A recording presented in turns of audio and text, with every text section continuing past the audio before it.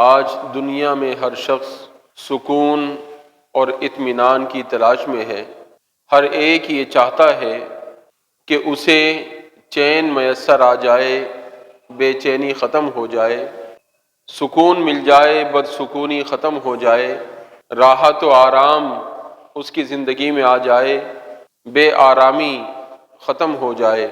ہر ایک کی یہ چاہت اور آرزو ہے، اور یہ بات صرف چاہت اور آرزو کی حد تک نہیں ہے، بلکہ راحت و سکون حاصل کرنے کے لیے ہر ایک اپنی سوچ کے حساب سے کوشش بھی کرتا ہے۔ جس کو یہ لگتا ہے کہ میں کاروبار میں مصروف رہوں گا تو ذہنی سکون رہے گا، وہ کاروبار میں لگا رہتا ہے۔ جس کو یہ لگتا ہے کہ میں گھر میں رہوں گا تو سکون رہے گا، وہ گھر میں پڑا رہتا ہے۔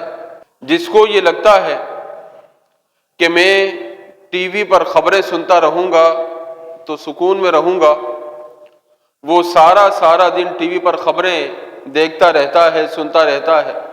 جس کو یہ لگتا ہے کہ میں فلمیں ڈرامے دیکھوں گا تو یہ بے چینی ختم ہو جائے گی، بے قراری ختم ہو جائے گی، وہ گھنٹوں فلمیں ڈرامے دیکھتا رہتا ہے۔ جس کو یہ لگتا ہے کہ میں کسی کھیل میں مشغول ہو جاؤں گا تو میری بے چینی ختم ہو جائے گی، تو وہ کھیل میں مشغول ہو جاتا ہے۔ کوئی کیرم کھیل رہا ہوتا ہے، کوئی سنوکر کھیل رہا ہوتا ہے، کوئی لوڈو کھیل رہا ہوتا ہے، کوئی کرکٹ اور فٹ بال کھیل رہا ہوتا ہے۔ الغرض ہر ایک راحت اور سکون حاصل کرنے کے لیے اپنی طرف سے کوشش کرتا ہے۔ ان تمام تر کوششوں کے باوجود بھی اگر سکون نہ ملے تو پھر آخری حل یہ سمجھا جاتا ہے کہ اب سکون کی دوائیں استعمال کرنی چاہیے، اور پھر انسان سکون کی دوائیں استعمال کرنا شروع کر دیتا ہے۔ نیند آور ادویات کا استعمال اپنی زندگی میں شامل کر لیتا ہے، اور پھر وہ دواؤں کا محتاج ہو جاتا ہے۔ ذرا سی گھبراہٹ محسوس کرتا ہے، دوا کھا لیتا ہے۔ ذرا سی بے چینی محسوس کرتا ہے، دوا کھا لیتا ہے۔ نیند اگر وقت پر نہیں آتی تو گولی کا سہارا لے لیتا ہے۔ تو ہر آدمی نے سکون حاصل کرنے کا طریقہ اور ذریعہ اپنی سوچ کے حساب سے بنایا ہوا ہے، اور وہ اسی طریقے، اسی ذریعے سے سکون حاصل کرنے کی پوری کوشش کرتا ہے۔ لیکن یہ کبھی غور نہیں کرتا کہ جس نے یہ دماغ بنایا ہے، یہ ذہن بنایا ہے، یہ دل بنایا ہے، اس سے معلوم کیا جائے کہ میرے دل و دماغ کو سکون کیسے ملے گا، میرے ذہن کو راحت کیسے حاصل ہوگی۔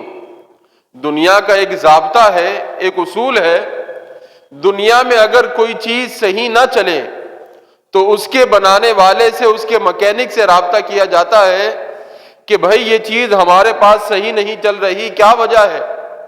کوئی موٹر سائیکل خریدتا ہے، اگر موٹر سائیکل تنگ کرنا شروع کر دے، مکینک کے پاس جاتا ہے، اس کا حل خود تلاش نہیں کرتا۔ کسی کی کار خراب ہو جائے، وہ مکینک کے پاس جائے گا، اس سے اپنی کار ٹھیک کروائے گا۔ الغرض کوئی بھی مشین جب خراب ہوتی ہے تو اس کے مکینک کو تلاش کیا جاتا ہے کہ وہی اس کو صحیح طریقے سے استعمال کرنے کا طریقہ بھی بتائے گا، اور اس میں جو خرابی آ گئی ہے، جو خامی آ گئی ہے، اس کو دور کرنے کی بھی کوشش کرے گا۔